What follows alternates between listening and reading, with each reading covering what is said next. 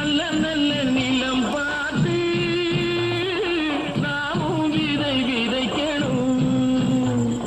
நாட்டு மக்கள் மனங்களிலே நாணயத்தை வளர்க்கணும். பள்ளி என்ற நிலங்களிலே கல்வி தன்னை விதைக்கணும். பிள்ளைகளை சீர்திருத்தி பெரியவர்கள் ஆக்கணும்.